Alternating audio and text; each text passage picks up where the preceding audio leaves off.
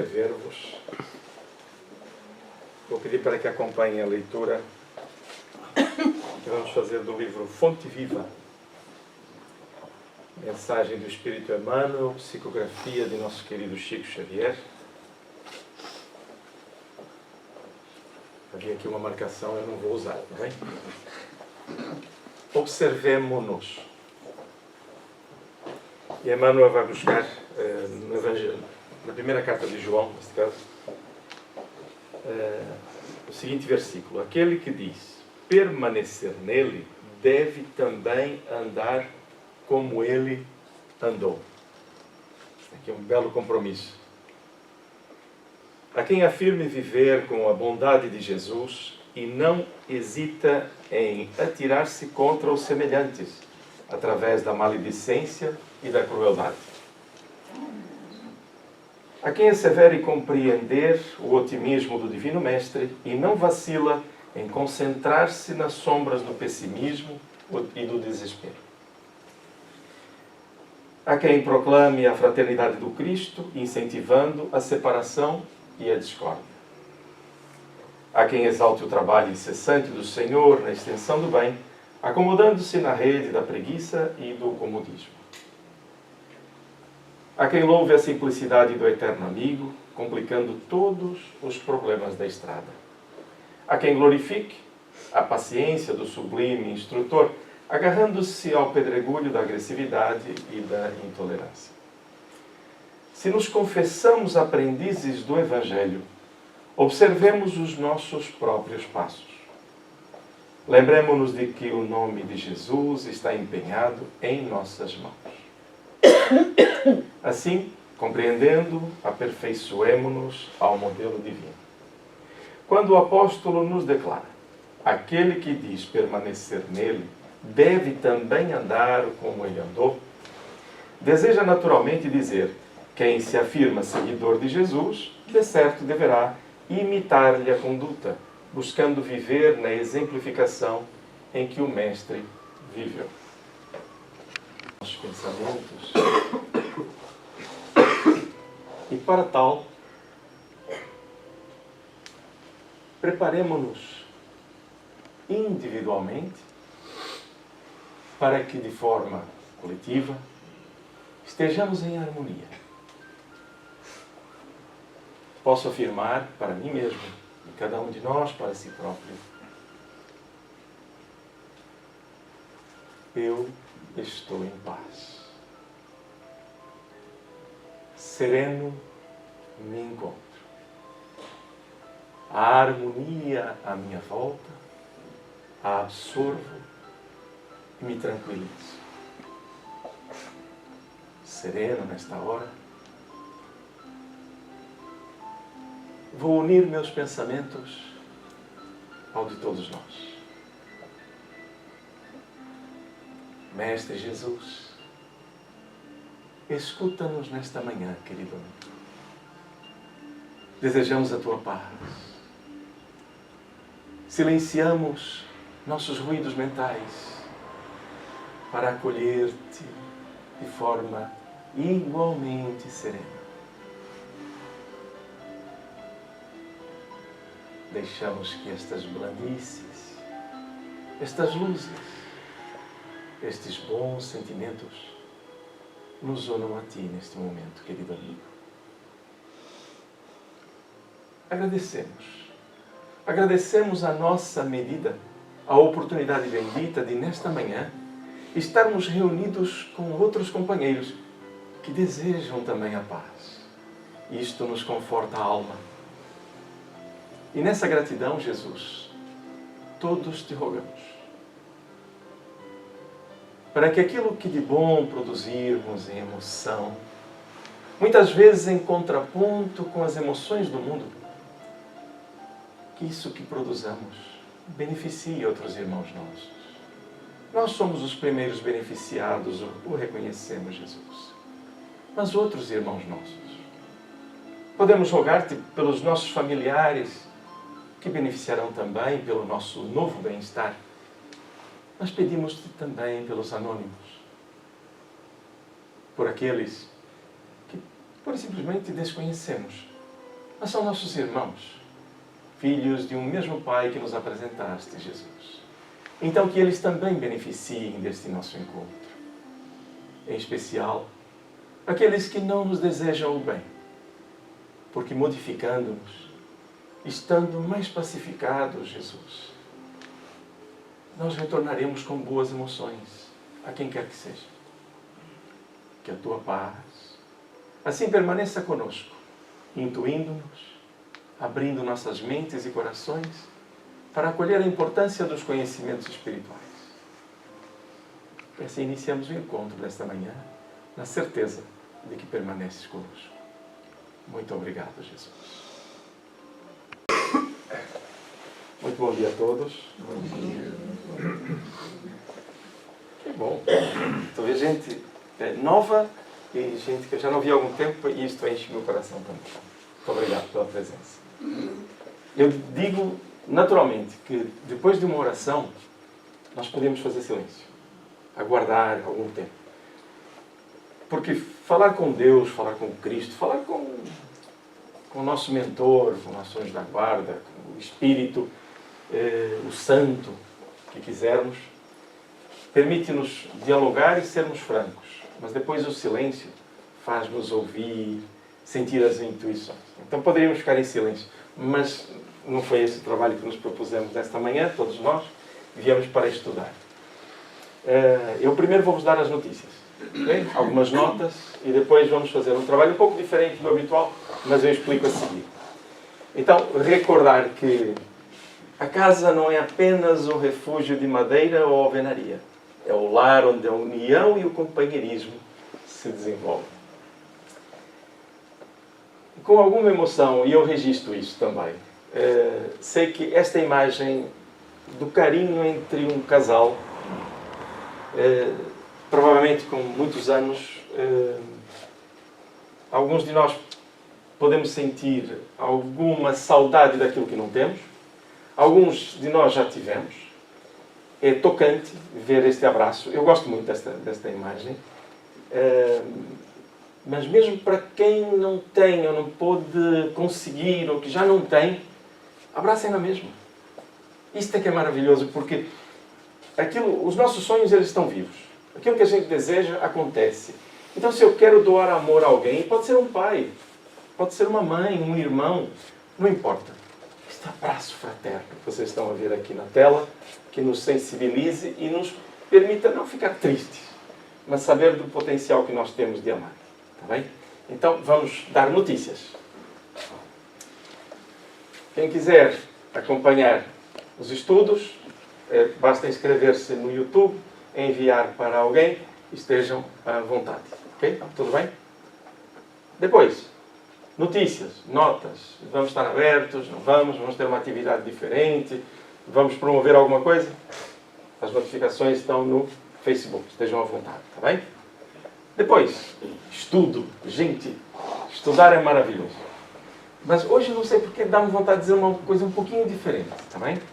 Nós temos a Biblioteca Francisco Xavier, ela funciona, está na última sala ali do lado direito, é uma biblioteca itinerante, como costumamos dizer, e agora tem uma coisa curiosa. É que muitas vezes nós estamos à procura de estudos para encontrar, não é sempre, né? Algum conforto. Espíritos a nos dizerem que nós estamos protegidos, estamos amparados, tudo nos vai correr bem e por aí fora. Entretanto, os estudos servem para nos clarear a mente, dar-nos luz e perceber os instrumentos que temos para vencer nossas dificuldades. Mas, mira, então eu vou estudar para perceber como vencer dificuldades, então eu vou ter dificuldades? Claro que sim. Sorriam. Sim. É maravilhoso. Se fosse para não ter dificuldade, nós não tínhamos reencarnado. Tínhamos ficado do lado de lá. Não é? A pessoa, eu vou passar férias, não sei aonde, né? Okay, mas vocês já viram a vista que tem lá de cima? Deve ser uma coisa maravilhosa, né? Ou seja, então o estudo da doutrina espírita serve mesmo para isto, para nos dar instrumentos para resolvermos, progredirmos, enfrentarmos, não na perspectiva de lutar contra, mas de vencer mesmo os nossos desafios. Eles são muitos. Ninguém fica isento deles. Quando conheci a doutrina espírita, deram-me uma carteirinha de espírita. E olha que bom, não é? Ou seja, quando eu chegar no céu, olha a pretensão, não é? Quando chegar no céu, vou apresentar a carteirinha e está tudo bem. A partir de agora não vou ter problema. Não, nunca me disseram isto. Foram sempre honestos connosco, não é? Então, o estudo, a biblioteca está disponível justamente para que nós busquemos esses instrumentos. Então, já sabem, nós fazemos esse trabalho, conversamos sobre os temas, mas nunca nos desresponsabilizamos de nós mesmos buscarmos as fontes. Porque isso é que nos estrutura. Está bem? Combinado? Amigos comudantes? Ora, hoje eu vou-vos dar uma sugestão. Prendas de Natal. Prendas de Natal. Associem a isto. Todo livro digno de apreço é agente precioso que auxilia a viver e acertar. Todo livro que eleva é muito bom. O livro espírita, no entanto, não apenas auxilia a viver e acertar, como os outros, mas igualmente a viver para o bem de todos, o que significa acertar sempre mais na conquista do próprio bem. Eu não estou a vender livros. Tá? Eu só estou a dizer que se nós queremos dar instrumentos positivos para a melhoria de alguém, é uma excelente oportunidade o Natal. Uma oferta, olha, este livro fez-me bem, gosto deste livro, mas convém que eu tenha lido antes. Ou então, olha, eu não li este livro, mas sei que é muito bom, vou te emprestar. Aliás, ofereço-te o livro, mas também vou estudá-lo. E damos uma prenda em que a pessoa abre, já sabem o que é que sai de lá? Aqui não está muito, não, mas sai luz. Está bem? Então, é uma boa prenda de Natal. Não deixem para o último dia. Normalmente, se fizerem por aqui essas compras para oferta, precisa ser encomendado. Muitas vezes nós temos alguma coisa, mas precisa ser encomendado. Também podem oferecer de outros sítios. Só que normalmente, por exemplo, só para terem uma ideia, eu não vou falar a marca, tá bem? Porque depois vão gravar e vão lançar um processo. Estou a brincar. Se vocês forem a alguma livraria, maior ou menor, normalmente os preços são muito elevados. Eu ontem estávamos aqui no trabalho de evangelização com as crianças e com os jovens e veio o senhor bater à porta. Ele não sabia que tínhamos essa tarefa e veio buscar livros espíritas. Então, a gente arranjou ali um tempinho, forneceu, a pessoa levou 3 livros espíritas das obras de André Luiz. Excelente escolha, excelente escolha. Não há más escolhas aqui, julgo eu. E quando eu lhe dei o preço, e ele disse, e os 3, quanto é que fica? Não, esse é o preço dos 3. Não é? Percebe? Ou seja, nós não temos a perspectiva enquanto instituição de estar a buscar ali um dinheiro para sustentar a casa. Não é isso. É mesmo divulgação da doutrina espírita. Portanto, a margem é muito pequenina, paga o transporte, dá uma margem ali para poder repor estoques. Está bem? Então, não se preocupem com valores propriamente, porque não é nada de especial. Está bem? Aliás, eu acho que é muito pouco por tanta luz. Mas é o que eu sinto. Aliás, eu vejo pessoas a dizerem isto, eu sinto-me em sintonia. Agora, no fim de ano, nós temos um trabalho regular, assim, pequenino, bastante humilde, de auxílio com roupas, coisas do gênero. Algumas famílias ajudam-se na parte alimentar, mas não é nada de grande dimensão. Entretanto, no Natal, o que é que fazemos? Um esforço extra para atender várias famílias que estão catalogadas e necessitam de ter um brilho diferente no Natal. É como que se reacendesse a esperança. Vamos salvar o mundo? Não, não é nada disso, não é a nossa ideia. A ideia é participar e que cada um de nós também contribua para um melhor Natal, que não seja só na materialidade. Não é? Então fazemos as cestas de afeto que distribuímos. Só para terem uma ideia, as cestas de afeto não levam só alimentos. Levam desenhos das crianças da evangelização, com mensagens espirituais, levam também...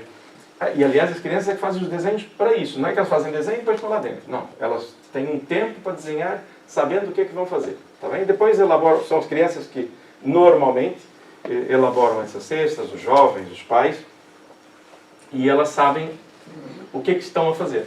Tá bem? E isto é importante. Elas gostam, elas pedem para participar. O que é necessário para isto? Bens alimentares, que não sejam perecíveis. Tá bem? Apoio monetário para o bacalhau e outros. Não estamos a pedir dinheiro. Imagine que a pessoa não pode dizer assim, não, eu quero ajudar na compra do bacalhau. Aqui há um detalhe. Quando assim for, esse donativo vai designado para a área social do centro.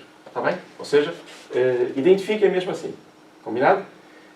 Depois, termina aqui. Colocamos até 13 de dezembro. Por que 13 de dezembro? Nós só vamos fazer isto no domingo da semana anterior à do Natal. Portanto, dia 17, talvez, né? 15. Ok. E nós pedimos até 13. Para quê? Para poder fazer o desenho do estoque que temos e distribuir pelas famílias. Então, até 13 de dezembro, agradecemos a contribuição para isto. Depois, temos umas senhas à disposição. Estão ali fora com os bens. O que é que a pessoa faz? Pega ali... Atenção, não peguem muitos, está bem? Porque depois eu já vi acontecer. Pega muitos, né? Depois vai fazer as compras e afinal isso aqui é muita coisa e fica caro. Peguem pouco. Peguem umas senhas e quando forem às compras, olha, saiu aqui uma lata de salsicha, saiu isso. Está bem? Combinado? Pronto, então temos as cestas da fé. Alguma dúvida até aqui? Só falei do dia a dia da casa, né? Ok, então vamos lá. O que é que vamos estudar? A Gênese. A Gênese é um livro maravilhoso. Excepcional. Até se pode dizer que é um livro fora da caixa. Eu vou explicar o termo. O que acontece? Quando nós temos o livro dos Espíritos, tem as 1019 perguntas e considerações, não são só perguntas, explanações de Allan Kardec, e que trata da base da própria doutrina espírita. Depois o livro dos Espíritos vai se abrindo, nas questões morais e por aí fora. Quando chega nessa perspectiva da Gênese, a criação, há muitos temas ligados à materialidade, à mediunidade também, não sendo o livro dos médiuns, mas como todo esse processo, a sua mecânica se dá. Daí muita gente diz que é um livro difícil e por aí fora. Gente, sinceramente, não é um livro difícil. Se o estudarmos. Se for só para ler, aí fica tudo muito complicado. Não é um livro para ler, é um livro para estudar. Você começa a ler e aquilo vai num crescendo. E qual é a diferença? É que, por exemplo, no livro O Evangelho segundo o Espiritismo, que é um livro absolutamente terapêutico, faz bem à nossa alma, serena o nosso coração, dá-nos excelentes respostas para as nossas emoções. Porque trata do fundo moral, da perspectiva moral da vinda de Jesus à Terra. Até aqui, para nós simples. E logo no início do Evangelho diz, não vamos tratar das questões dos milagres, das discussões e por aí fora. Vamos tratar do fundo moral, da proposta moral de Jesus, porque aí não há discussão. Vamos avaliar, vamos estudar por aí. Na Gênese, vamos tratar das questões quase que materiais do processo. Por isso é que é um livro maravilhoso, porque depois estamos bem, conhecemos a base no livro dos Espíritos, já estudamos o céu e o inferno, já percebemos para onde é que vamos, para onde é que não vamos, consequências dos nossos comportamentos, a nossa questão moral já está trabalhada, a mediunidade já estudamos nessa relação com Deus, e depois vamos buscar por que as coisas acontecem do ponto de vista também material da criação e por aí adiante. É um livro muito interessante. Em particular, eu gosto muito do capítulo Uranografia, porque tira-nos da Terra. É muito bom. Tá bem? Tá aqui, é só um teaser, não é revelador. Tá bem? Podem sorrir agora, que eu fazer um termo. Muito bem? Só que este capítulo não é uranografia. O que é que nós vamos tratar? E eu vou precisar de vocês, tá bem? Das experiências que tiveram. Explicação de alguns fenômenos considerados sobrenaturais. Não são sobrenaturais, são considerados como tal pelo vulgo. Tá? E eu agora vou fazer uma pergunta, vamos falar sobre aparições e transfigurações. Mas vou fazer uma pergunta maravilhosa. Estão preparados? Sim? Alguém está aqui a vir pela primeira vez?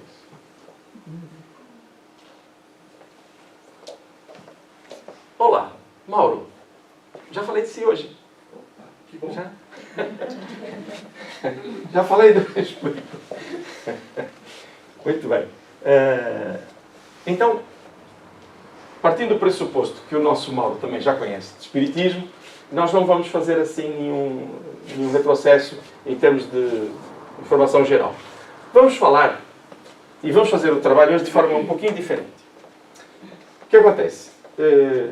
A Gênese vai nos trazer questões sobre materialidade desses processos de aparições e por aí fora. Eu sei que aparições já ficou fácil para todos nós, não vamos estar aqui a chover no molhado, não é como se diz. Mas há uma coisa curiosa, que é o detalhe do estudo de Allan Kardec sobre esse processo, ele é extremamente racional. Então nós vamos colocar um caso, que está na Revista Espírita, e não é cronológico. Vamos só dizer o que aconteceu. Está bem? Fazer algumas correlações. Depois disso, nós vamos para o estudo. Pode ser? Então, um senhor chamado... E vocês vão perceber que é mesmo simples, está bem? Não vamos entrar aqui em grandes detalhes. Um senhor camponês, e é importante esse detalhe, senhor camponês, 4 filhos, uma situação normal do seu cotidiano, vivia a vida em esforço no campo, e dá para imaginar. E isto, estamos a falar século XVII, vamos dizer, século XVII, dá para imaginar as dificuldades que às vezes ganhar a vida e por aí fora. Esse senhor tinha algumas características que também são importantes, que é, intelectualmente não tinha grande desenvolvimento, uma pessoa mesmo simples, era considerada uma pessoa muito tranquila, e vão perceber porque é que era considerada, muito tranquila, frequentava a sua paróquia, de vez em quando ia lá fazer uma consulta, um trabalho com o cura da sua paróquia, mas ele, pelo que consta, ele ia lá uma vez por ano, ou seja, não era daqueles religiosos, fantasiosos e por aí fora, não é que o religioso seja fantasioso, mas não vivia naquela expectativa, era um sujeito normal, tinha suas crenças. Ou seja, não havia nada que o excitasse para fantasias. E certa feita ele está lá no campo e aparece-lhe, ele não vê bem de onde, aparece-lhe um senhor. E há uma descrição da vestimenta desse senhor que era assim, um fidalgo, vamos chamar assim, né? Um fidalgo. Quem depois for procurar na Revista Espírita, nós podemos deixar nas notificações depois no YouTube, para quem quiser, vão verificar a descrição da indumentária do senhor que lhe apareceu ali no campo. E ele toma um susto. Ele está no meio do campo, aparece uma pessoa, um fidalgo, assim, muito bem vestido, e ele perguntou o que estava a fazer, teve um sobressalto e começou a conversar com ele. E esse senhor disse assim, Martim, olha, eu preciso que você vá, e te ordeno, né, que vá falar com o rei, Luís XVIII, vá falar com o rei e consiga uma entrevista com ele, porque ele corre sério perigo. Você vai falar com ele e depois nós trataremos de lhe dar uma mensagem. Coloquemos no lugar do Martim. Camponês, pouca cultura, 4 filhos, campo, aquela... Que pergunta que a gente faria? Eu? Falei como? Exatamente, Joaquim. Por que eu? E depois ele fez outra pergunta mais maravilhosa ainda. Peraí, eu estou aqui a trabalhar, vai você. Por que não vai você lá? Né? E ele faz mesmo essa pergunta. Ele diz, não, porque é preciso que tu vás. Mais à frente vocês vão se perceber que ele conta-lhe outras coisas, inclusive porque precisa que ele seja uma pessoa simples para falar com o rei. O que ele faz? Vai falar com o seu cura e começa a dizer, olha, eu vi uma pessoa que pediu para falar com o rei, assim, assim, assado, e o pessoal começa a pensar, esse senhor tem algum problema. Aqui um detalhe, que é, quando esse ser aparece, essa pessoa, para ele era uma pessoa, ele se apercebe que há alguma coisa estranha, porque quando ela vai embora, começa a desaparecer dos pés até a cintura, e desaparece. Ora, guardem esse fenômeno. Vamos fazer o seguinte, é como se a gente tivesse aqui uma prateleira, guardem essa informação, tá bem? Que ele desapareceu dessa forma. Que é para a gente não andar para trás. Então, guardem essa informação. Se eu me esquecer, o que é que vocês vão fazer? O Casimiro olha na prateleira, tá bem? Ok? E ele começa um trabalho de tentar verificar o que é que se passa, só que a entidade, vamos chamar assim, até porque somos espíritas, estamos à vontade, era um espírito, claramente, vem várias vezes, vai insistindo. E ele não consegue, ninguém lhe dá abre as portas. Até que o assunto dele já chegou ao bispo, porque ele garante que aquilo está a acontecer. Olha o detalhe. Ele, como não era uma pessoa considerada fantasiosa, uma pessoa do dia a dia, dão-lhe alguma credibilidade. Entretanto, vai parar a delegacia, vai falar com vários religiosos que tentam e fazem vários inquéritos. Ele é questionado de diversas formas para perceber se ele está a mentir, se é uma fantasia dele. E ele é tão tranquilo porque o Espírito diz, eu estou sempre contigo. Onde você estiver, fala só a verdade. Então ele só falava a verdade, explicava o que é que o Espírito lhe dizia, as roupas, o método em que ele aparecia e desaparecia, que foi modificando com o tempo. E aquilo era sempre consistente, ninguém conseguia tirar aquilo. Ninguém o conseguia demover. A sociedade de então já conhecia a história de Martim. Menos o rei. E as coisas iam chegando perto do rei. Até que, num sarau qualquer, aquelas festividades, chegou ao ouvido do rei que havia uma pessoa assim, já era conhecido o Martim. Passaram-se quase 4 anos nessa história. É impressionante. Até que, passando estes momentos todos, eu vou ver se ficou alguma coisa que eu devia colocar na prateleira ou não. E o Espírito disse-lhe assim, olha, e o Espírito dizia outra coisa, exatamente. Dizia-lhe sempre o que ia acontecer no dia seguinte ou a seguir. Olha, fulano de tal virá à tua casa e vai te dizer isto. E aquilo acontecia. Então o que ele fazia? Ele já adiantava o assunto. Ele já dizia que sabia quem vinha, ou seja, ele ia preparando as pessoas à volta para dizer, o Espírito disse isto. E aquilo acontecia sempre. Quando o rei, então, em dado momento, até o manda chamar, porque ele vai à porta e fica a insistir já para falar. Já chegou ao patamar dele estar a expor-se de forma até perigosa para ele, né, naquele tempo. Mas aí o rei mandou entrar e ele conversa com o rei. Explica-lhe uma série de coisas. O rei vai às lágrimas, reconhece a importância daquela comunicação, depois procura ajudá-lo materialmente, transportes, e ele não quer nada. Ele diz, não é meu, eu não tenho nada que receber isto. Pediram para fazer isto, eu estou a fazer isto. Ora, e o Espírito disse-lhe que quando ele estivesse a conversar com o rei, ele, o Espírito, falaria pela boca do próprio Martim. Ou seja, um outro fenômeno. Isto está tudo tão bem documentado, com datas, sequências, nomes. É muito interessante porque, repare, se teve aquela cariação, digamos assim, na delegacia, né? Está tudo registrado. Então o processo é muito interessante. O curioso, e aí vocês vão perceber com o trabalho de hoje, é que esse espírito chega um dado momento que é questionado, porque quem está a questionar o Martim assim o exige, querem saber o nome dessa pessoa. Essa pessoa tem que ter um nome. E ele insiste, ele diz, não é para saber, o trabalho é, e aqui está o detalhe, a simplicidade sua é uma lição para o próprio rei e para toda a gente. E o Espírito, lá pela 4ª, 5ª vez, se não mais, diz, eu sou anjo Rafael. Eu sou o anjo Rafael. Essa informação é dada, é óbvio que na igreja aquilo mexe, né? E aí o que é que vamos encontrar? Esqueçam essa história, já passou, a prateleira continua lá, tá bem? A informação. Eu já nem sei qual foi que eu coloquei na prateleira, a gente vai chegar lá.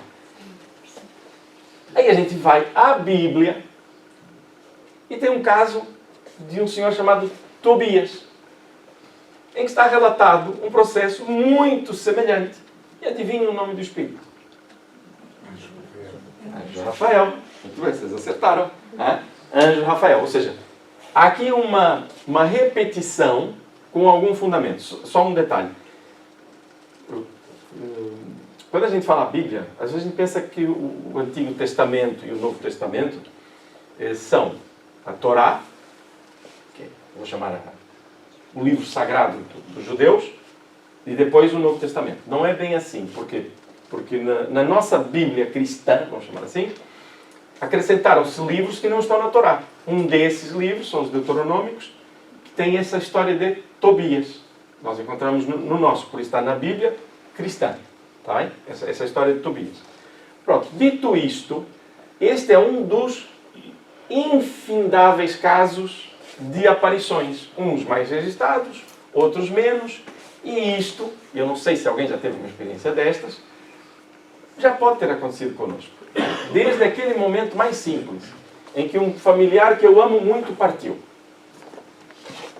E eu digo assim, gostava tanto de falar com fulano, dizer-lhe alguma coisa, esquecendo-me que se eu orar e entrar em sintonia, eu vou dizer e a pessoa vai ouvir. E aí aparece durante a noite um vulto que é a pessoa com quem eu quero falar. O que é que a gente faz? Fica na cabeça, cruz credo, é o demônio, não é? E você chamou por mim, você queria falar comigo. E nós temos estes conceitos assim, pueris, mas é natural, gente. Aquilo que a gente desconhece tem medo, tá bem? Mas isso são fenômenos tão comuns do dia a dia, o que não são tão comuns, é tão documentado. Agora, há trabalhos de materialização, que até hoje se fazem com grandes estudos, que para nós, de todo, acreditem, eu digo isto com toda a sinceridade, para nós que estamos a estudar a parte filosófica, não precisamos provar a imortalidade, quase que não nos importa.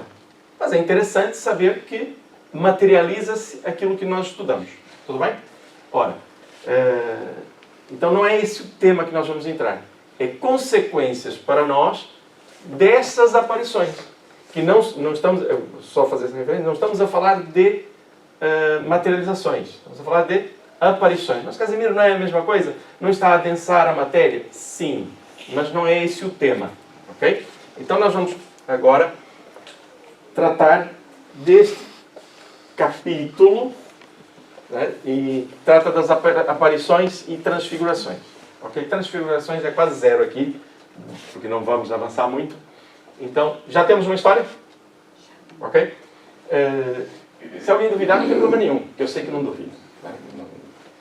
Nós já não estamos naquela fase de, eu preciso acreditar. A verdade é que eu acredito, agora eu preciso saber. Ou seja, eu não acredito em Deus. Não façam cortes agora. Esse é o risco, né? Eu sei que Deus existe. Eu sei que a espiritualidade é uma realidade. A reencarnação não é uma questão para nós. É um fato. Agora, o que nós estudamos? A reencarnação. Seus fundamentos, para que serve, como é que funciona. Aí começamos a entrar no detalhe. Já não estamos na dúvida se há reencarnação. Mas a pessoa tem dúvida. Tudo bem, claro que tem. Muita gente tem dúvida e nós temos que respeitar isto. Eu gosto muito quando a gente quer ensinar espiritismo para o próximo, não é? E queremos lhe colocar a reencarnação. Agora imagina, olha a Paula, por exemplo. Não conhece nada de espiritismo. Chegou hoje aqui, aliás, nem chegou no centro espírita. É uma pessoa amiga.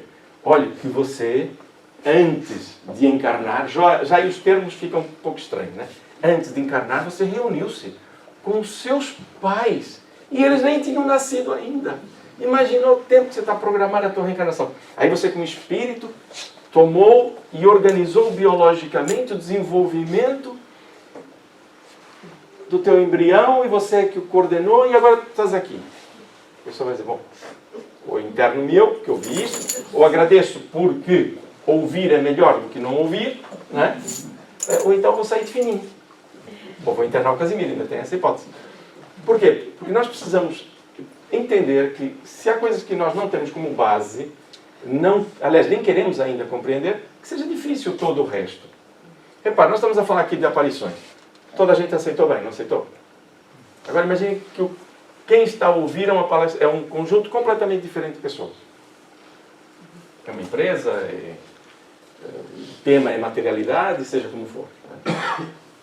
Primeiro, estaria desenquadrado. E segundo, não funciona. Porque nós precisamos estudar da base. Está bem? Então vamos lá. Aparições. Como já conhecemos essa história, né? Para nós, isto é Allan Kardec, para nós, o perispírito no seu estado normal é invisível. Tudo bem? Mas como é formado de substância etérea, o espírito, em certos casos, pode, por ato da sua vontade, fazê-lo passar por uma modificação molecular que o torna momentaneamente visível. Olha como nós estamos a ir agora a montante. Vamos ir lá atrás. O que eu acabo, ao ler isto? A minha mente, o que vai buscar? O anjo Rafael, antes de se manifestar ao Martim. O que ele faz? Por efeito da sua vontade, ele se torna visível ao Martim. Espera aí. Isto dá-me outras coisas. Por que ele teve vontade de fazer? Isto estava organizado? Havia alguma lógica? Eu sei que está na vossa mente. Vocês queriam saber o que ele falou para o rei, não queriam? Ficaram curiosos, não ficaram? Eu não sei se digo agora. Pode dizer agora. Pronto. Ele disse para o rei, entre muitas coisas, coisas que só o rei sabia, coisas do íntimo dele, o espírito, através do Martim, disse-lhe coisas que lhe fizeram crer que aquela presença era verdadeira. E disse-lhe que toda a corte corria grande perigo. Ele precisava voltar à consagração do domingo para que as pessoas parassem para refletir. Hoje é domingo, coincidência, né? Interessante, né? Para que as pessoas parassem para refletir, procurassem a Deus, dar aquele tempo. Reparem, eu ia lá para trás para o Antigo Testamento, também está lá, guardai o sábado, o tal dia de paragem. É muito engraçado, é tão interessante que todo esse mecanismo que a gente pensa que é obra nossa, inspiração da espiritualidade, sabe que nós precisamos ganhar a nossa vida, mas há um momento em que a gente tem que parar. Parar, refletir, pensar. Então, o dia do descanso. Então, isso é que o Espírito lhe foi dizer, para voltar a consagrar o domingo, que estava a ser perdido. E, entre outras coisas, para que, nos tempos da Quaresma, não andassem a promover atitudes malsãs. O que é que a gente faz? Vai ter ali um período religioso, eu vou ter que me portar bem. Então, o que é que eu faço antes ou depois? Não estou a dizer que vocês fazem, por amor de Deus, nem eu, não é essa a lógica. O pessoal aproveita. Né? Vou fazer um jejum de 4 dias, então come desvairadamente, antes ou depois. Né? Então, ele veio pedir para que isso fosse abolido, para que o rei conduzisse a sua população. E avisou que no dia da sua, eu vou chamar a proclamação, diante da igreja ele seria assassinado. Então, ele que evitasse essa consagração, que seria... Já faltava pouco tempo, é engraçado que a gente começa a pensar, peraí, ele começou a falar no Martim no dia tal, mas ele sabia, o Espírito, que ele não ia conseguir falar no dia seguinte, nem no mês seguinte, levou anos para falar com ele. E faltariam, se não me recordo, ou se não me falha a memória, 4 semanas para a proclamação dele, onde ele seria assassinado. E não era para acontecer, porque havia muito trabalho a ser feito e ele, como dirigente, estava a ser amparado para ele. Bom, voltando aqui ao filme, então, e voltando ao filme de forma correta, é que tudo estava preparado, a vontade do Espírito, em conjunto com outros, em todo um projeto para a França, para aquele povo, para a orientação espiritual. Então aqui nós temos logo um grande conhecimento. Um espírito, ele não aparece, e a gente diz, apareceu um espírito e desapareceu. Eu vi uma aparição e desapareceu. Para um pouco, gente. Aí é o momento em que a gente, peraí, por que apareceu? Como? Alguma organização? E aí aquela ideia muito comum de nós pensarmos que espíritos são coisas voaçantes, lençóis, né? Os pauzinhos, né? Desaparece. Porque há uma lógica da vida. E a gente começa a sentir, cada vez que reflete sobre esses processos, que não há 2 mundos. Há só um mundo. E esse mundo está ligado. Nós costumamos dizer o quê? Que são 2 planos e por aí fora. Não está errado dizer isto. Mas na nossa mente, se nós separarmos, aí nós nos distanciamos. Aqui conosco, há espíritos. Para além de nós, né? Que somos espíritos. Há espíritos aqui conosco? Sim. Uau! Muitos. Muitos. Alguns sorriem, outros estão assim expectantes, né? Muito interessante. Eu não vejo nada disso. Está bem? Fiquem tranquilos, né? Ok? Então, por ato, olha o detalhe disto, por ato da sua vontade. Certa feita, em questões espirituais, há um espírito, que está na codificação, há um espírito que toca o piano. É um fenômeno de efeitos físicos. E é perguntado ao espírito, através da mediunidade, Allan Kardec pergunta, olha, como é que você fez para tocar o piano? Paulo, como é que você fez para tocar o piano? Você é um espírito, não é? Estou vendo? Como é que você fez? O que é que o espírito respondeu? Respondeu assim, eu vou lá, ponho o dedo e toco. Aí vem o espírito São Luís, que diz, o nosso irmão é um irmão de boa vontade. Okay? Ou seja, ele pensa que é assim, ele não está dizendo uma mentira. O espírito quer tocar o piano, ele vai lá, põe os dedos e toca o piano. Só que não é isto materialmente que está a acontecer. O que está a acontecer é a vontade do espírito tocar o piano faz com que ele leve a sua mão, é uma indução psicológica, mental, de magnetismo, em que ele vai juntar um fluido, através do quê? Da sua vontade, ok? Vai juntar um fluido que vai fazer com que as teclas desçam. Porque o espírito em si não consegue mexer a tecla. Porque ele é muito etéreo. Então ele junta as energias que estão à volta de um médium que lá esteja, um fluido animal, como já estudamos várias vezes isto. Então é a vontade que faz com que a manifestação se dê. Tudo bem? Ou seja, há uma lógica racional. Então, por ato da sua vontade, fazê-lo passar por uma modificação molecular. Tudo bem? É assim que acontece. O espírito quer, encontra material suficiente à sua volta para o fazer e há autorização superior. Okay? A autorização não é uma ordem para fazer, é permitir que se faça. Tá bem? A não ser que haja um projeto. Até aqui tudo bem? Então vamos ao nosso semáforo. Tá bom? Ok, é. Vermelho, se não concordarem. Usem na mente, tá bem? É fácil de fazer isso. Vermelho, se não concordarem. Amarelo, se ficarem com dúvida, tá bem? E verde, deixa andar. Tudo bem? Tem semáforo? Detalhe, quando tiver amarelo, gente, perguntem. Porque a gente fica assim meio, pergunto, não pergunto. Perguntem, é amarelo, perguntem. É sempre, olha, tem uma dúvida. Ou então, olha, não compreendi, não tem problema nenhum. Se for vermelho, eu posso chamar de retaliação, reclamação, seja como for, mas escuto na mesma, de todo o coração. Porque há coisas que, se nós dissermos de forma incorreta ou pouco clara, por favor, ajudem-nos. Tudo bem? Trabalhei todos. Tem o semáforo? Tem? Ok, então vamos lá.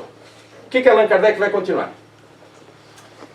É assim que se produzem as aparições, que do mesmo modo que os outros fenômenos, não se dão fora das leis da natureza. É da lei da natureza isto. Agregação molecular, magnetismo. Está na lei. Nós é que ainda não descobrimos esses patamares, mas já descobrimos muito mais patamares do que aqueles que tínhamos à época em que Allan Kardec estava. E já Allan Kardec chegava a estas conclusões. Imagina se ele tivesse na Terra, digo na Terra, na espiritualidade, imagina a grandiosidade. Na Terra, esses conhecimentos. Quanto mais não haveria de nos trazer de detalhe, porque de base trouxe tudo que nós precisávamos. Nada tem esse de mais extraordinário do que o do vapor, que quando muito rarefeito é invisível, mas que se torna visível quando condensado. Ou seja, está falando do adensar. E Allan Kardec, como era químico, físico, dava aulas, para além de uma série de outras atividades que ele fazia, para ele era fácil fazer essas comparações. Se eu tiver um vapor, se eu tiver água e ele evaporar, eu estou a ver a mesma água, só que em zona mais alargada. Então, a espaçamento vira uma sombra. Né? E com o tempo eu já nem vejo. Nós estamos a ver a umidade que está no ar. Não estamos. E há umidade no ar? Claro que há, mas eu não a vejo, porque é muito rarefeita. Ora, o espírito tem, o perispírito, que é o corpo espiritual, ele é mais rarefeito. E nós não temos sentido para ver. O que não significa que ele não esteja lá. Está bem? Amigos comudantes? Gostei. Conforme o grau de condensação do fluido perispirítico, a aparição é, às vezes, vaga e vaporosa. De outras vezes, mais nitidamente definida. De outras, enfim, com todas as aparências da matéria tangível. Ou seja, as aparições vão ao infinito. Em várias formas. Okay? Aí eu vi, por exemplo, uma pessoa que veja, né? Diz assim, não, eu é que vi, tu não viste. Porque eu vi assim, o meu tinha cor, o meu não tinha, o meu era denso, o meu... Não tem problema nenhum. Cada um vê de acordo com a aptidão que tem para ver, porque se for material o processo, todos vão ver, mas se ele for de indução mediúnica, a vidência, só alguns é que irão ver. Mas até aí vão ver de forma diferente.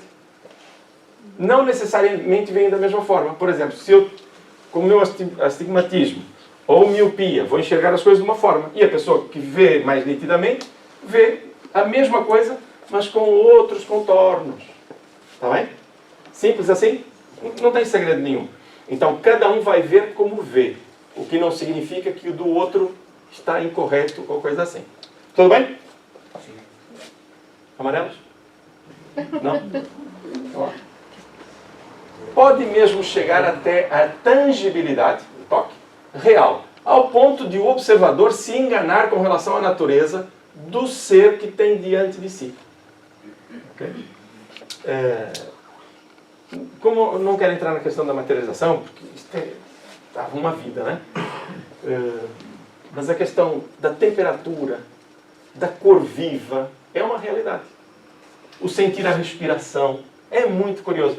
Os relatos, os estudos que se fazem, trazem as coisas que a gente até muitas vezes duvida. Mas eu tenho, volta e meia, nos cursos e por aí fora, que nós fazemos na casa e conversando convosco, muitas vezes as pessoas estão a viver fenómenos desses, mas ou porque não divulgam, não conhecem muito bem, ou pura e simplesmente que às vezes duvidam de si próprios. Não, está a acontecer o tempo todo. Está bem? São frequentes as aparições vaporosas, forma sobre a qual muitos indivíduos, depois de terem morrido, se apresentam às pessoas que lhes são afeiçoadas. Porque nós pedimos. Só que é assim muito tênue. Né? Tudo bem? As aparições tangíveis são mais raras, se bem haja delas numerosíssimos casos perfeitamente autenticados. Eu falei um. E depois tem outros fenômenos, e nós em Portugal temos tantos. Tantos. Muito interessante. Okay?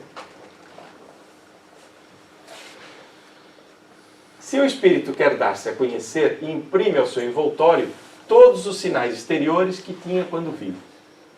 Okay. Este eu coloquei assim um pouquinho à parte, porque esta lógica é aquela que muita gente tem dúvidas. E eu sei que provavelmente aqui não tenham dúvidas sobre isto. Que é, quando nós desencarnamos, aliás, quando nós desencarnarmos, está bem? Que aparência que eu vou ter quando chegar para o lado de lá? A mesma que tenho hoje. Eu só vou colocar aqui um pequeno detalhe, está bem? Que nem, as coisas em espiritualidade não são preto e branco, né? Porque às vezes eu tenho uma forma no meu dia a dia, mas durante o meu sono eu posso ter outra, de acordo com os reais valores que eu abraço. Daí ser importante que eu me harmonize naquilo que eu sei. Eu sei isto, eu sei aquilo outro, por aí fora, muito bem, põe na prateleira. Não, traz para cá. Vivenciar, para que as nossas máscaras se aproximem cada vez mais e nós sejamos a mesma pessoa, quer durante o sono, quer durante a vida. E nós nos conhecemos. Por quê? Porque nós vemos aquilo que nós sentimos, nós já percebemos aquilo que sentimos. Jesus, na sua psicologia, diz-nos uma coisa para nos ajudar nesse aspecto. Né? Diz-me, atenção, Jesus não disse desta forma, não é ipsi verbis, né? Diz-me, onde está o teu coração? E eu penso, o que eu gosto? Diz-me, tem que ser honesto, né? Disto, não estou falando para ninguém, estou falando para mim mesmo. Disto. E Jesus diz, aí está o teu tesouro. Então, se eu tiver dúvidas sobre aquilo que realmente eu anelo, que eu desejo para a minha vida, veja onde é que está o meu coração. E esse é o meu tesouro. Todo o resto, às vezes, somos nós a querer fantasiar ou colocar ruídos até na nossa própria relação conosco próprios. Então, conhece-te a ti mesmo, faz esse exercício e a gente descobre quais são os nossos interesses. Casimiro, está amarelo. Grande santo. Se calhar todos percebem. Só um bocadinho. Isso é maravilhoso. Se deu amarelo, abre a porta. Grande santo. Como é que nós somos, enquanto despertos, uma pessoa e depois no sono somos outra? Ok. Em boa verdade, nós somos a mesma. Sim. Temos a bênção do corpo, o processo social, este refrigério para a nossa alma, em que nós conseguimos utilizar de uma racionalidade e como que aproveitar a oportunidade de estarmos encarnados. Ora, quando nós estamos durante o sono, nós vamos para onde realmente queremos ir.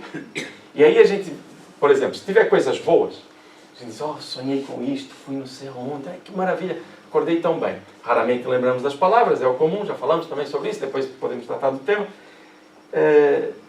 E vamos para onde queremos.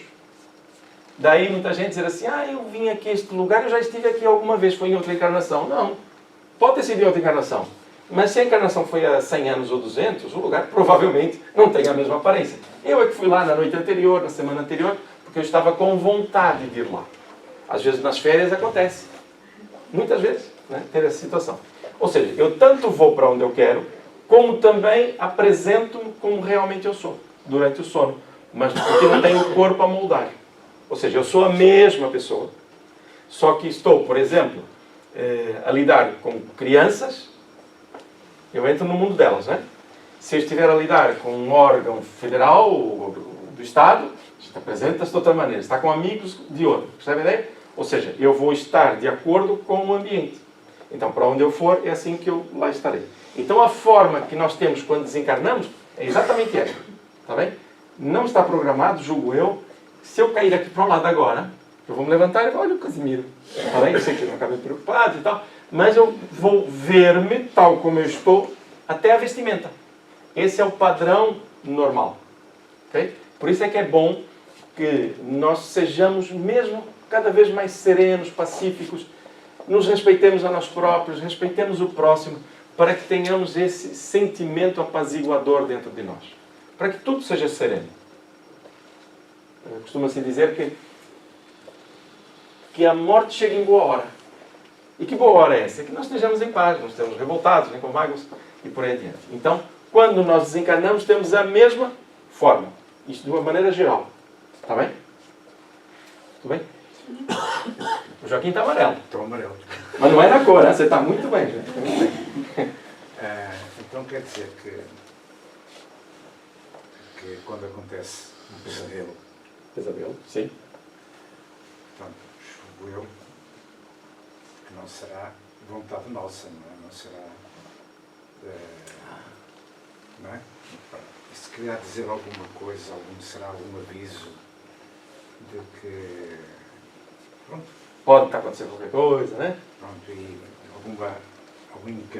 algum sinal para eu seguir um caminho diferente de determinada corrente. Pode ser, pode ser. Olha uma coisa. Os sonhos merecem mesmo um estudo muito à parte. Então, só muito por alto, um pesadelo. Pode ter diversas origens. Pode ser um problema que eu esteja a viver e não consigo resolver. Então, eu só tenho uma questão psíquica, psicológica do dia a dia, porque estou angustiado, não consigo sair daquele circuito. Pode ser. Como também posso sair do ambiente em que eu estou e ir viver em relação com outro plano espiritual, outra espiritualidade. Que, embora eu diga que não queira, se eu lá estou, por algum motivo é. Ou eu tenho um querer que eu não consigo perceber, que são os vícios e por aí fora, ou então estou a ser atraído por irmãos nossos que querem nos prejudicar, são irmãos mesmo. Só que não estando bem, não querem que nós estejamos bem. E aí pode acontecer também duas coisas. Ou é permitido que nós estejamos lá, estamos amparados para nós aumentarmos a nossa vigilância, ou então nós estamos mesmo em sintonia com eles. De uma forma ou de outra, o grande registro é aplicar o conhecimento das luzes da espiritualidade no nosso dia a dia, para que a nossa vida seja constante, ou mais constante no bem, para que o sono seja um reflexo dessa constância. Às vezes o que é que nós fazemos? Vivemos um dia irritado, chateamos com toda a gente, depois a gente vai dormir, Senhor, que eu tenho uma noite tranquila e por aí fora, quando eu podia ter tido o dia, ou seja, conscientemente eu não fiz. Mas justamente no momento em que eu não vou ter esta proteção do corpo para manter alguma organização, é que eu vou entrar no comboio sem me aperceber para que lado é que vai o comboio. Então, haveria muito a falar sobre isto e o pesadelo pode ser muita coisa. O que a gente tem que fazer? Para de manhã, não foi fácil, ok? Tem que assumir, não é? Não, eu tive um pesadelo, que bom. Não é isso, gente. Para um bocadinho, reflete, não tenha medo de reviver, assume, se for o caso escreve para não esquecer, que é mais comum a gente esquecer, depois avalia. Avalia o dia a dia, toma cuidado, tá bem? André Luiz tem um capítulo sobre os sonhos na sua obra, muitíssimo interessante, que com um caso explica inúmeras situações. Tá bem? Daquela jovem, já falamos uma vez aqui, daquela jovem que sonha com a avó e tem uma serpente, e depois a serpente era uma tentativa para levá-la para a prostituição, e ela só recorda-se da serpente quando lhe é feita a proposta. Lembra disso? Alguém se recorda dessa passagem? Mas é longa, mas é muito boa. Tá bem? Então, imprime essa sua aparência. Se aparecesse aqui Camões, como é que ele apareceria? Fala no olho. Tem a pena, né? Para quê? Cá entre nós. Camões ainda tem um problema na vista do lado de lá? Acho que não. Não. Está bem. Mas para que ele se identifique, então ele vem com a pala para dizer, sou eu. Tudo bem? Precisaria disso? Não para ele, mas para nós. Nós ainda temos dúvidas e isso ajuda-nos. Por isso é que, e aqui é a questão da prateleira, por isso é que a entidade se vestia daquela maneira. Para demonstrar que, primeiro, era humano e depois que era elevado estatuto. Ok? Para perceber, senão... Não é que se ele aparecesse com andrajos e por aí fora fosse diferente, mas a impressão que causaria seria diferente. Tá bem? Então, quando virmos alguém que amamos e surgir da mesma forma, às vezes, muito mais jovem. Minha mãe apareceu-me e ela estava muito mais jovem. E isto, quer dizer, não era ela porque era muito jovem, minha mãe morreu muito velhinha. Não, na espiritualidade a gente rejuvenesce. Sem crente. Né? Sem spa. Né? É a mente que proporciona. Está a falar agora em relação de... Portanto, na espiritualidade parece mais jovem, não é? Pode parecer Eu sim. lembrei-me aqui do meu falecido pai, que eu vi num sonho meu e ele estava mais jovem. Uhum. Mais jovem. E eu, quando acordei, disse assim, o meu pai não era assim. Uhum. Não era assim. Ele tinha 60 e Uma criança, eu 60 anos. Eu não estava a entender, agora já entendi. Por que que acontece, né? É. É. Porque ela pareceu muito mais. Aham. Com uma roupa diferente e tudo. E o inverso também acontece. Imagine o seguinte, desencarna jovem, mas é um espírito maduro e quer apresentar-se com aquela sapiência, aparece de cabelos brancos. Não aparece para nós, aparece no ambiente dele, porque ele quiser se identificar conosco, vai trazer aquela forma. Ou seja, na espiritualidade nós vamos tomar a forma que for mais útil para a nossa atividade. Está bem? Olha o mundo que isto é, não é? Impressionante. Faz favor. Eu. No caso, assim, alguns espíritos sofredores, eu já li em alguns livros que eles aparecem, às vezes, com formas mais desfiguradas, não tem muito a ver com a vontade deles, tem a ver com o que eles acreditam. Eles são ou é emocional que desfiguram? Olha, isto dava aqui uma história. Porque o que acontece? O que é que molda o nosso perispírito? A nossa apresentação do corpo espiritual. É a chamada ideoplastia. É aquilo em que eu acredito. Por exemplo, nós temos casos de irmãos nossos que acabam por perder até a forma humana, mas não deixam de ser humanos. São nossos irmãos. Na mesma. Lá dentro está a mesma luz com que foram criados. Entretanto, deixaram-se vencer pelo ódio, pela revolta, a ausência do perdão. Então começam a definhar a forma humana e tomam outras formas que são mais condizentes com aquele estágio evolutivo.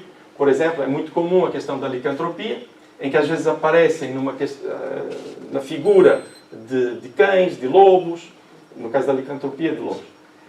Porque a zoantropia permite uma série de imagens. Só que aí, o que acontece? É o próprio espírito que ainda não se harmonizou enquanto espírito. Porque quando ele recobrar as memórias de uma outra juventude, momentos positivos, e há muitos tratamentos espirituais para isso, eles vão recuperando a forma, mas nunca deixaram de ser seres humanos. Isso é que é bonito de se ver. Por quê? Porque é o respeito das leis divinas com a nossa condição, em que nos transformamos naquilo em que boa verdade nós queremos ser. Agora, há muito amparo para que não cheguemos a esse patamar. Mas é preciso que ouçamos os benfeitores, ouçamos essa força divina que também temos em nós. Então há casos de hipnotismo também, em que a pessoa não se vê naquela condição animalizada pelas suas emoções, mas porque se deixou induzir. Como é que isto acontece? Então, Casimiro, isto é assim? Na vida, nós jogamos ou somos joguetes? E quando eu tomo as minhas decisões para o bem, eu estou a ocupar a minha mente e a minha vontade. Eu tenho um propósito. Quando eu deixo que o mundo me dirija, não quero saber do próximo, não quero saber de nada, só quero saber de mim. Chega uma altura em que alguém, entre aspas, com mais magnetismo do que eu e com pouca moralidade, pode nos induzir para aquilo que eles quiserem. Dizendo o quê? Você é fraco, você é isto, e começa a diminuir a nossa autoestima. A partir daí eles dominam-nos. Por isso é que é importante o nosso crescimento. Quando nós falamos que é necessário que brilhe a nossa luz, é para que nós não deixemos que ela se apague. Porque ela está em nós. Ninguém está a dizer, olha, é preciso ter luz. Não, nós temos. Quando a fizermos brilhar, nós estamos a atuar. Influências, por exemplo. Isso não deixa, o hipnotismo não deixa de ser uma influência. No dia a dia. As pessoas podem nos influenciar a tristeza, seja como for, ou querer nos chatear. Mas nós também podemos fazer o contrário. Sorrir. Transmitir boas energias. Ah, mas aquela pessoa estava muito má. Tudo bem, e eu, como é que eu estou? Eu estou para amar. Estou péssimo. Não, eu estou para amar. Eu estou para ajudar. Então, se dali não vem coisa boa, eu mando coisa boa. Né? Ora, esse autodomínio passa para a espiritualidade. Então, as formas que nós tivemos na espiritualidade serão de acordo com o nosso próprio patamar emocional, nossa vontade, nosso desejo. O que é que isto diz? Que nós somos responsáveis. Só isso. O que é bom. Nós somos responsáveis. Nós temos domínio sobre a nossa própria vida. Deus dá-nos essa oportunidade. Criou-nos com essas capacidades. Então depende de nós. Ai, mas eu tenho medo. Não tenha medo. Medo adoece. Medo produz cortisol, cortisona. Se alguém quiser tomar cortisol, não quero que engorda, né? Mas a gente toma cortisol quando está com medo. Então, segurança naquilo que a gente não só acredita, mas naquilo que a gente sabe. O medo é a ausência do conhecimento. Okay? Por isso é que deixamos esse vazio. Não vai acontecer, tá bem? Quem quiser o livro dos médiuns, está lá mais detalhado. É de notar-se que as aparições tangíveis só têm da matéria carnal as aparências. Não poderiam ter delas qualidades. Detalhe. Nesta altura, William Crookes está em plena atividade, o cientista inglês, e ele vai tratar da materialização. Então, esta questão aqui, que Allan Kardec coloca, é de notar-se que as aparições tangíveis só têm da matéria carnal as aparências. É facto. Não tem esta carne. Tem a aparência, mas não tem esta carne.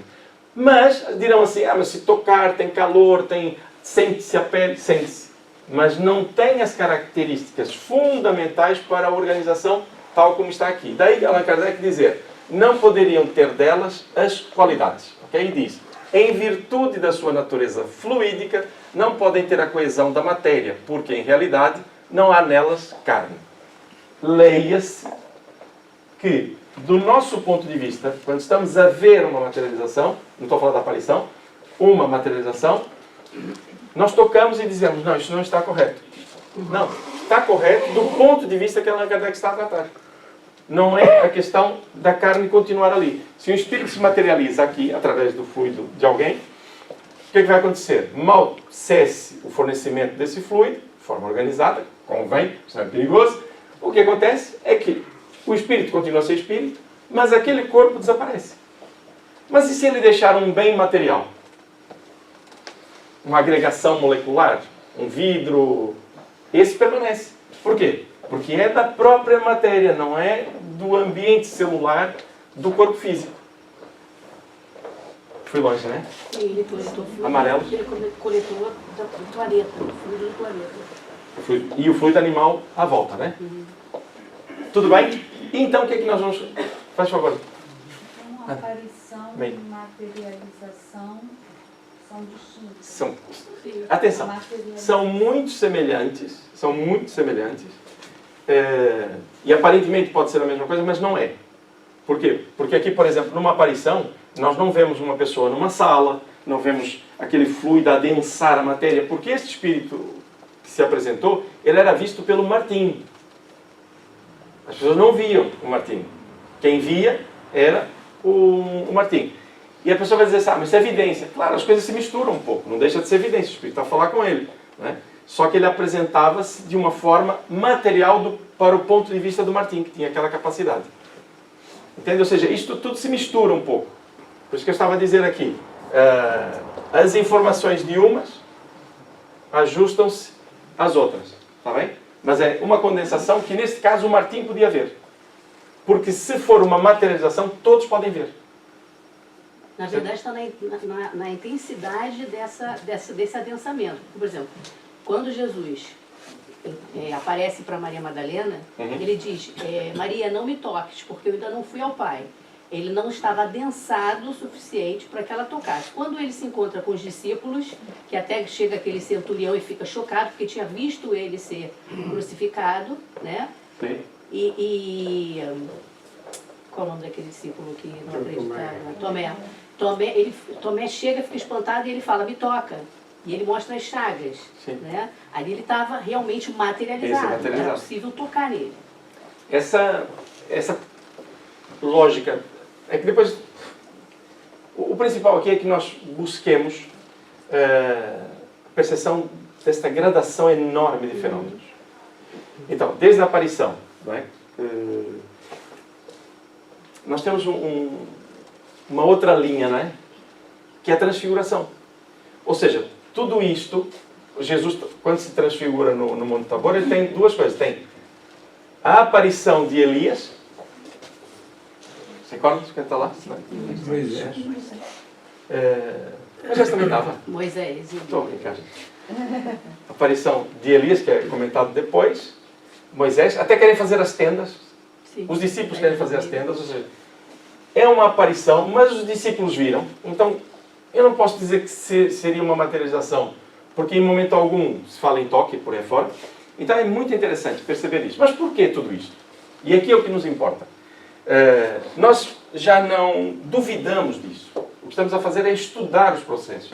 E, acima de tudo, perceber as consequências. Eu vou terminar aqui este item 36, em que ele diz assim: formam-se instantaneamente e instantaneamente desaparecem, ou se evaporam pela desagregação das moléculas fluídicas. Aparentemente. Porque, se eu observar aqui, ele diz instantaneamente desaparecem, parece que é na hora. O que está a dizer é que logo a seguir, digamos assim, porque, por exemplo, as experiências de William Crookes eram diferentes, que era a materialização. Aqui está falando da aparição. Ela vem, da mesma maneira que vem, vai. Daí aquela questão da saída do Espírito. Lembra? Colocaram na prateleira? O Espírito, ele saiu da primeira vez dessa forma que eu lhes disse. Foi sumindo de baixo para cima. Para quê? Para demonstrar claramente para Martim que era um evento espiritual. Porque das outras ele pegava e ia embora. A seguir, ele já não fazia da mesma maneira. Ele aparecia e desaparecia. No início era mais vaporoso, desaparecia devagar, mas nas outras, pagava e ia embora. Percebe? Ou seja, a lógica é, o espírito tem tudo tão programado nesse processo, nessa elevação, né? Com esse detalhe de crescimento da informação. Então, ele formava-se instantaneamente e desaparecia. Como também podia fazer de outra forma. Ficava mais tempo, conversava e saía. Daquela forma mais espetacular, no sentido de fazer perceber que é algo que não é uma fantasia imediata. Aí tive assim um flash de luz, encandeei-me. Não, ele viu o fenômeno acontecer. Okay?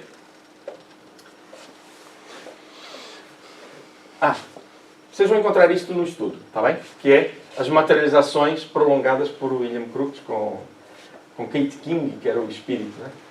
Que se manifestou durante anos a estudar.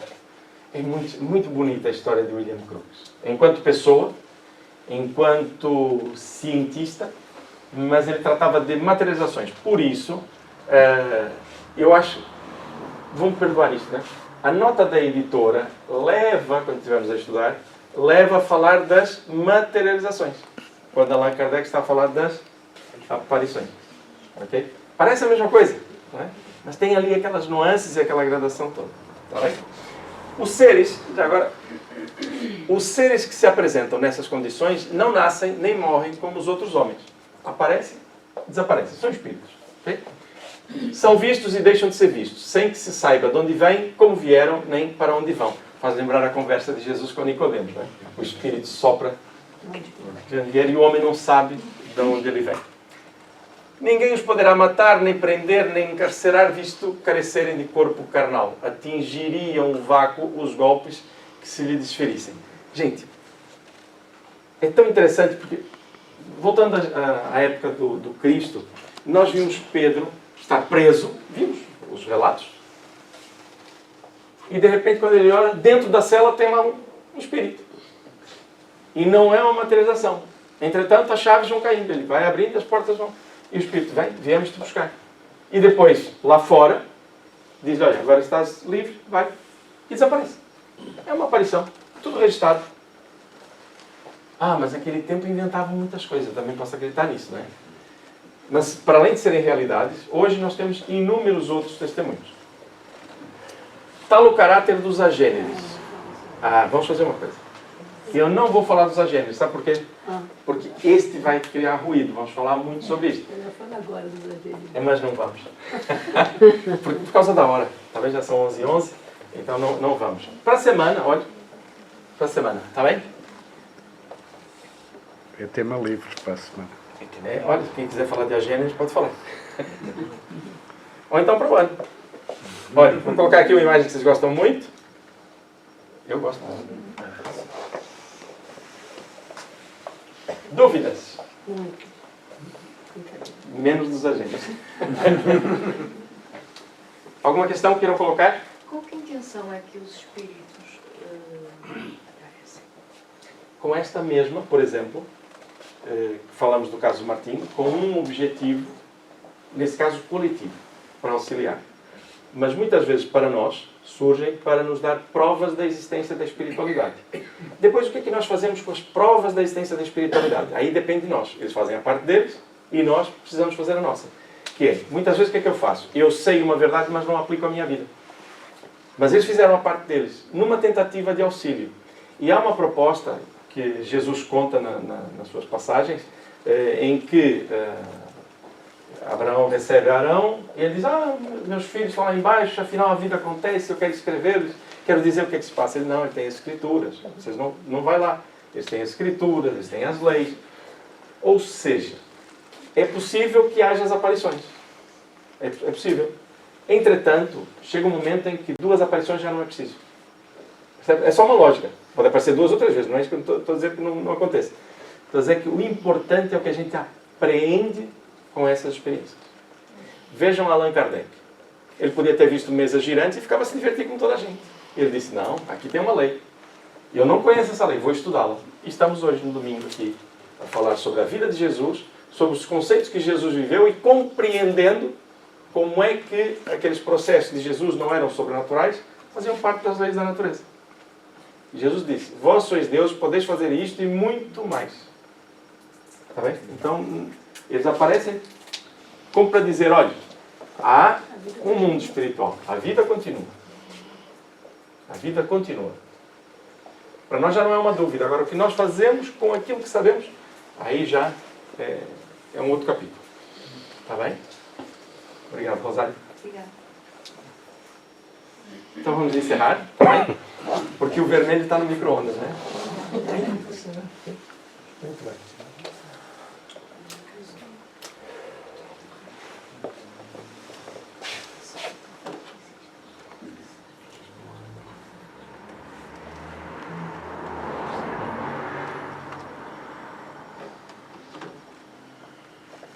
Nós vamos encerrar o trabalho, vamos fazer a oração, o nosso passe coletivo, para que todos recebamos o auxílio que necessitamos, de forma individualizada. O passe é coletivo, mas é para benefício individual. E fazer referência a isto que é mais importante. Tudo o que estivemos aqui a falar,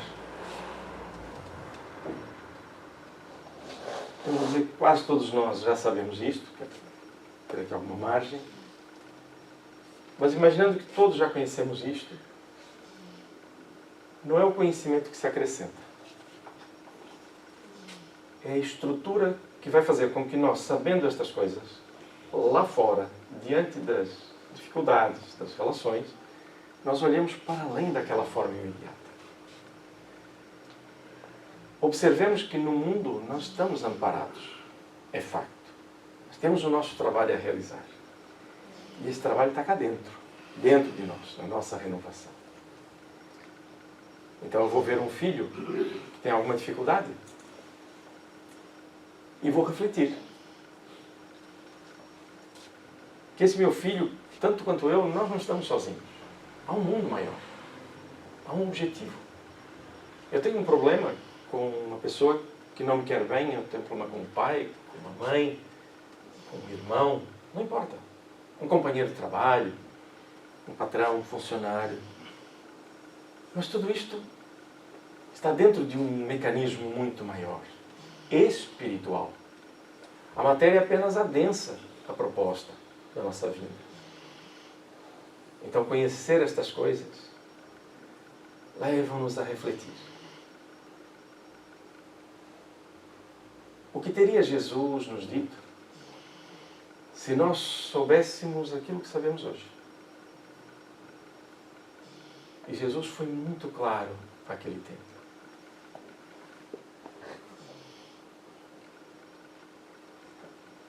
não compreendeis o que tenho para vos dizer agora. E por isso mesmo eu vos enviarei um Consolador. Vocês não verão de onde ele vem, mas ele ficará convosco até o fim dos tempos. O fim não é o término. O fim é o objetivo.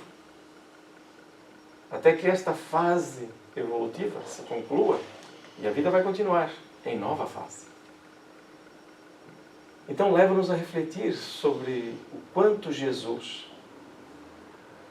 no seu amor por nós, deixou de nos dizer porque nós não estávamos em condições de compreender.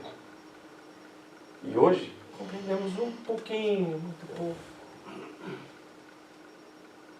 Isso leva-nos a agradecer ao Cristo. Porque a sabedoria da sua comunicação, o respeito pela nossa fragilidade, tal como Paulo nos disse, fiz-me fraco para os fracos ajudar. Jesus veio até nós, colocou-se na nossa condição para nos ajudar, sabendo, não estas coisas da aparição ou das aparições, mas da materialidade das coisas, das leis da química, da física, do mundo espiritual. Então, Jesus, querido amigo, nós unimos os nossos pensamentos e emoções e trazemos-te ao nosso íntimo. Mestre amado, nós rogamos para que aquilo que de bom nossas emoções produzissem, outros irmãos beneficiassem. E hoje, neste momento, nós entregamos esse material em tuas mãos, simbolicamente. E com tuas mãos amorosas, tu visitas, tu adentras os lares, os corações, que necessitam dessas cirurgias para que o amor resplandeça. Para que a luz que cada um tem em seu íntimo se espraie, iluminando o próprio corpo, obtendo a saúde naturalmente e beneficiando todos aqueles que fazem parte do seu grupo.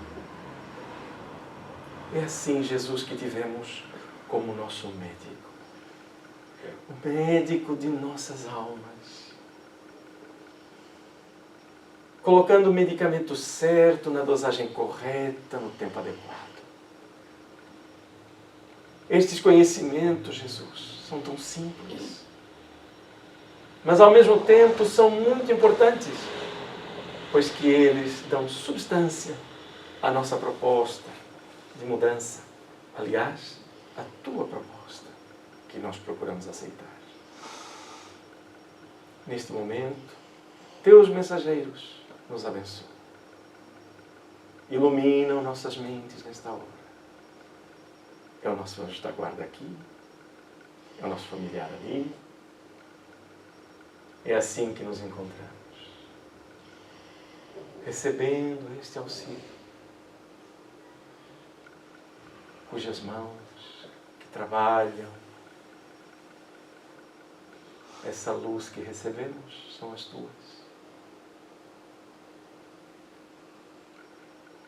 Em silêncio, rogamos pelos nossos familiares, amigos que já estão na espiritualidade. Não rogamos, Jesus, por eles estarem na espiritualidade. Isso é da natureza da vida. Nós rogamos para que as tuas bênçãos recaiam sobre eles, porque os amamos, porque lhes desejamos o bem, porque os abraçamos nesta hora. Meu amor, meu bem-querer, na poesia da fraternidade. As notas são as tuas, Jesus. Naquele abraço que acolhe, na alma que se transforma. Vemos-te a ti, Jesus, a atuar em nossas vidas. Muita luz em teu nome se renova em nosso íntimo. porque essa luz vem carreada com o teu exemplo.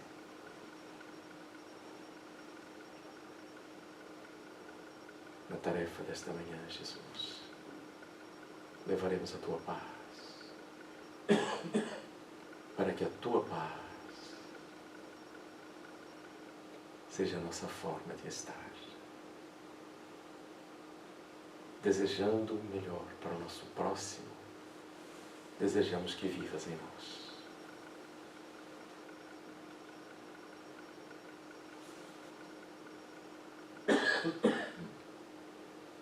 Muito obrigado, querido.